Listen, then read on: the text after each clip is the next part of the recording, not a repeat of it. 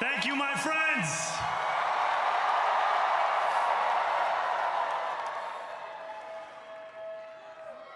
The sun may have set over our city this evening, but as Eugene Debs once said,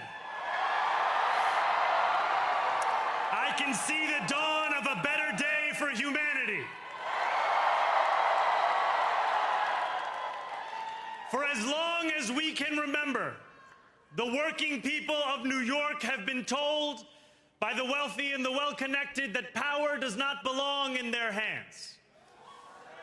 Fingers bruised from lifting boxes on the warehouse floor, palms calloused from delivery bike handlebars, knuckles scarred with kitchen burns. These are not hands that have been allowed to hold power. And yet, over the last 12 months, you have dared to reach for something greater. Tonight, against all odds, we have grasped it. The future is in our hands. My friends, we have toppled a political dynasty.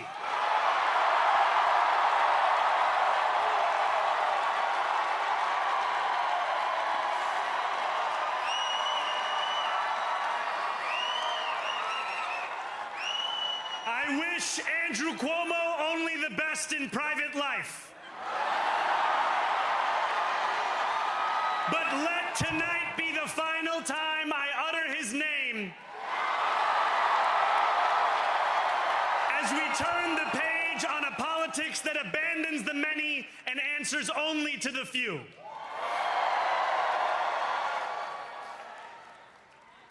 New York, tonight you have delivered a mandate for change,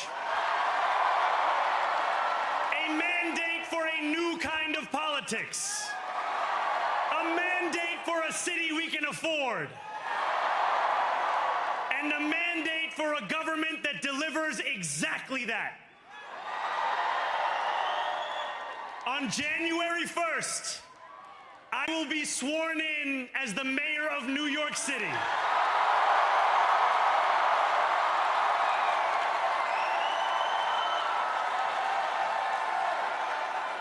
And that is because of you. So before I say anything else, I must say this. Thank you. Thank you to the next generation of New Yorkers who refuse to accept that the promise of a better future was a relic of the past. You showed that when politics speaks to you without condescension, we can usher in a new era of leadership. We will fight for you because we are you. Or as we say on Steinway, ana minkum wa ilaykum.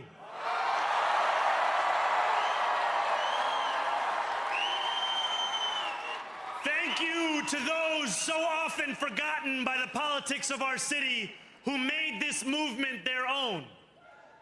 I speak of Yemeni bodega owners and Mexican abuelas, Senegalese taxi drivers and Uzbek nurses, Trinidadian line cooks and Ethiopian aunties. Yes, aunties. To every New Yorker in Kensington and Midwood and Hunts Point, know this. This city is your city, and this democracy is yours too. This campaign is about people like Wesley, an $11.99 organizer I met outside of Elmhurst Hospital on Thursday night. A New Yorker who lives elsewhere, who commutes 2 hours each way from Pennsylvania because rent is too expensive in this city. It's about people like the woman I met on the BX-33 years ago, who said to me, I used to love New York, but now it's just where I live. And it's about people like Richard, the taxi driver I went on a 15-day hunger strike with outside of City Hall, who still has to drive his cab 7 days a week. My brother, we are in City Hall now.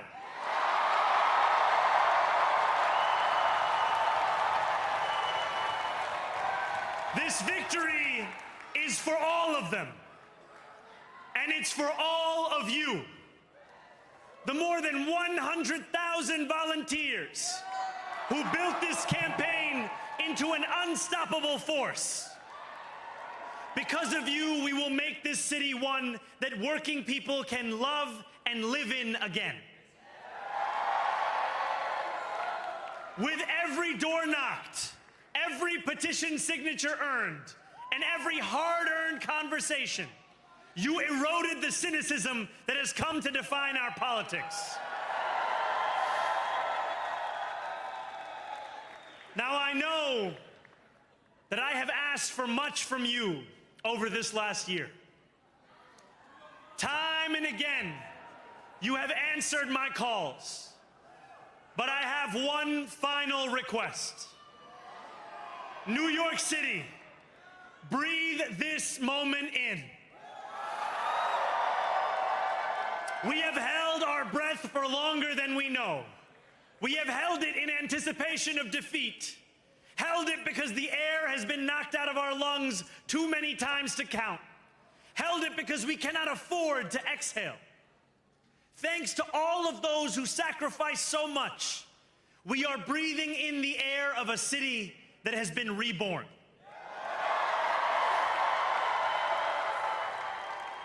To my campaign team, who believed when no one else did, and who took an electoral project and turned it into so much more, I will never be able to express the depth of my gratitude. You can sleep now.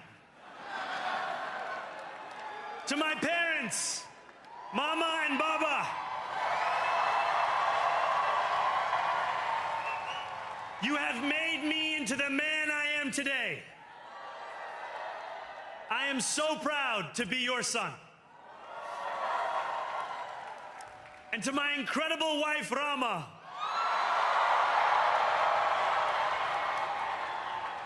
Hayati, there is no one I would rather have by my side in this moment and in every moment. To every New Yorker, whether you voted for me, for one of my opponents, or felt too disappointed by politics to vote at all, thank you for the opportunity to prove myself worthy of your trust. I will wake each morning with a singular purpose: to make this city better for you than it was the day before. There are many who thought this day would never come, who feared that we would be condemned only to a future of less, with every election consigning us simply to more of the same. And there are others who see politics today as too cruel for the flame of hope to still burn. New York, we have answered those fears. Tonight, we have spoken in a clear voice. Hope is alive. Hope is a decision that tens of thousands of New Yorkers made day after day, volunteer shift after volunteer shift, despite attack ad after attack ad. More than 1 million of us stood in our churches, in gymnasiums, in community centers, as we filled in the ledger of democracy. And while we cast our ballots alone, we chose hope together. Hope over tyranny. Hope over big money and small ideas. Hope over despair. We won because New Yorkers allowed themselves to hope that the impossible could be made possible. And we won because we insisted that no longer would politics be something that is done to us. Now it is something that we do.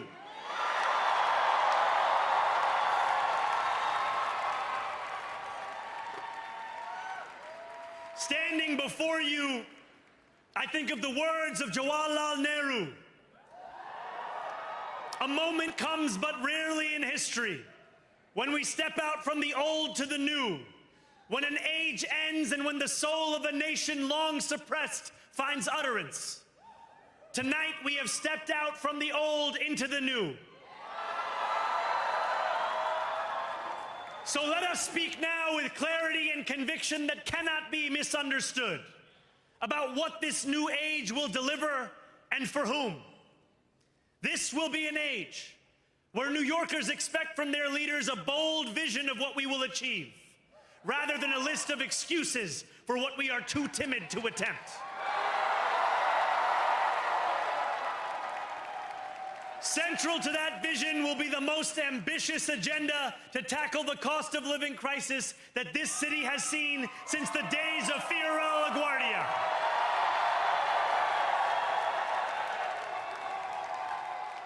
An agenda that will freeze the rents for more than 2 million rent-stabilized tenants. Make buses fast and free. And deliver universal child care across our city. Years from now, may our only regret be that this day took so long to come. This new age will be one of relentless improvement. We will hire thousands more teachers. We will cut waste from a bloated bureaucracy. We will work tirelessly to make lights shine again in the hallways of NYCHA developments where they have long flickered. Safety and justice will go hand in hand as we work with police officers to reduce crime and create a department of community safety that tackles the mental health crisis and homelessness crises head on. Excellence will become the expectation across government, not the exception.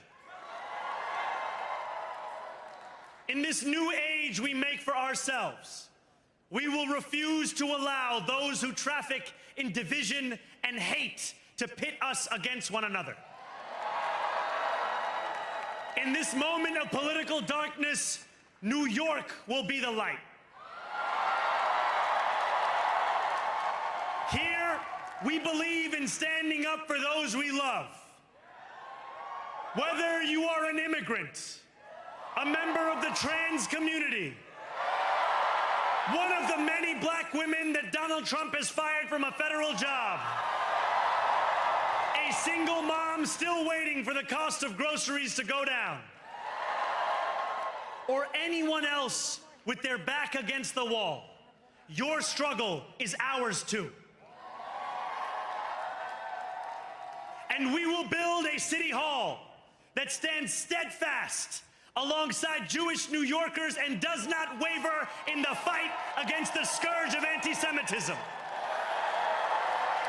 Where the more than 1 million Muslims know that they belong. Not just in the 5 boroughs of this city, but in the halls of power. No more will New York be a city where you can traffic in Islamophobia and win an election.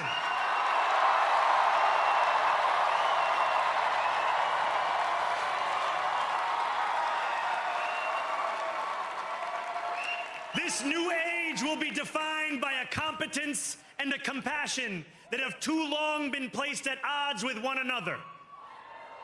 We will prove that there is no problem too large for government to solve and no concern too small for it to care about.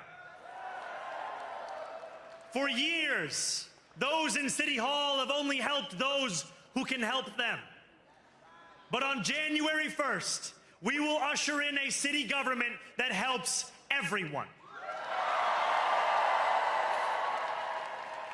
Now, I know that many have heard our message only through the prism of misinformation. Tens of millions of dollars have been spent to redefine reality and to convince our neighbors that this new age is something that should frighten them. As has so often occurred, the billionaire class has sought to convince those making $30 an hour that their enemies are those earning $20 an hour. They want the people to fight amongst ourselves so that we remain distracted from the work of remaking a long broken system. We refuse to let them dictate the rules of the game anymore. They can play by the same rules as the rest of us. Together, we will usher in a generation of change. And if we embrace this brave new course, rather than fleeing from it, we can respond to oligarchy and authoritarianism with the strength it fears, not the appeasement it craves. After all, if anyone can show a nation betrayed by Donald Trump how to defeat him, it is the city that gave rise to him.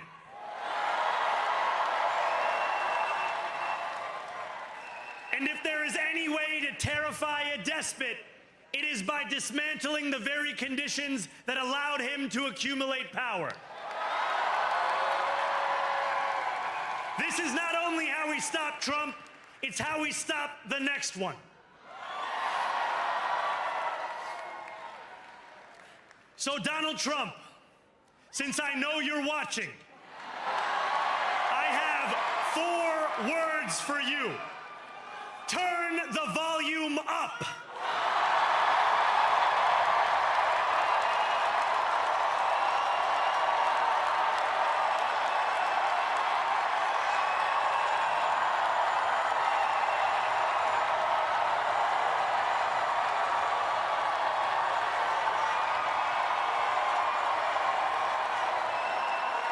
We will hold bad landlords to account because the Donald Trumps of our city have grown far too comfortable taking advantage of their tenants.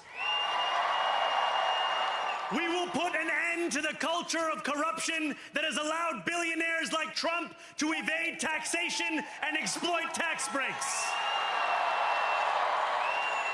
We will stand alongside unions and expand labor protections because we know, just as Donald Trump does, that when working people have ironclad rights, the bosses who seek to extort them become very small indeed.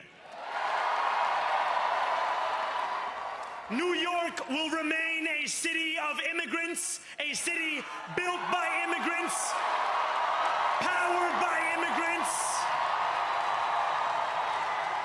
and as of tonight, led by an immigrant.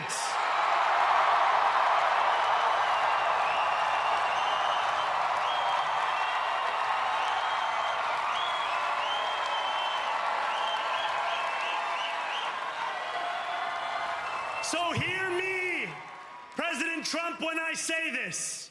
To get to any of us, you will have to get through all of us.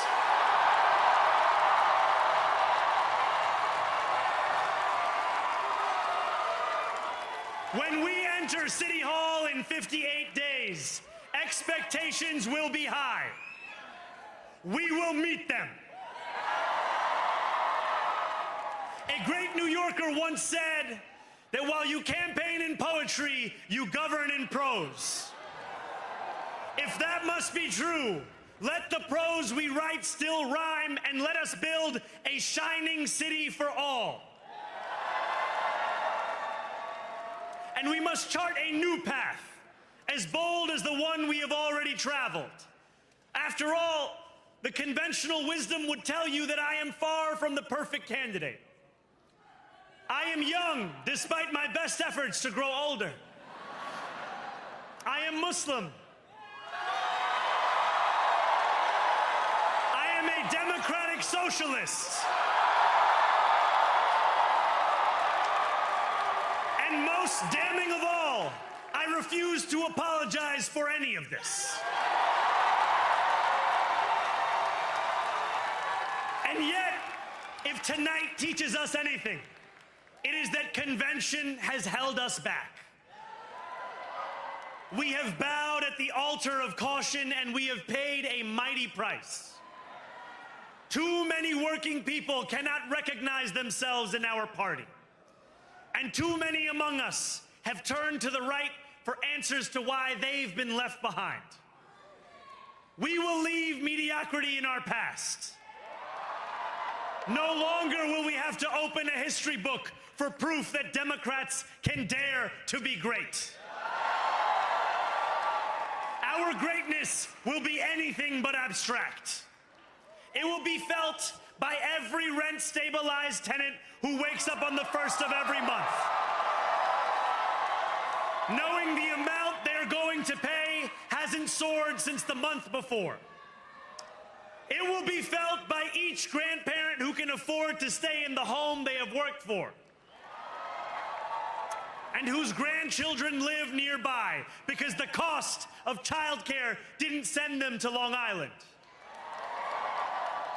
It will be felt by the single mother who is safe on her commute and whose bus runs fast enough that she doesn't have to rush school drop-off to make it to work on time. And it will be felt when New Yorkers open their newspapers in the morning and read headlines of success, not scandal. Most of all, it will be felt by each New Yorker when the city they love finally loves them back, and whose bus runs fast enough that she doesn't have to rush school drop-off to make it to work on time. And it will be felt when New Yorkers open their newspapers in the morning and read headlines of success, not scandal. Most of all, it will be felt by each New Yorker when the city they love finally loves them back. Together, New York, we're going to freeze the... Together, New York, we're going to make buses fast and... Together, New York, we're going to deliver universal... Let the words we've spoken together, the dreams we've dreamt together, become the agenda we deliver together.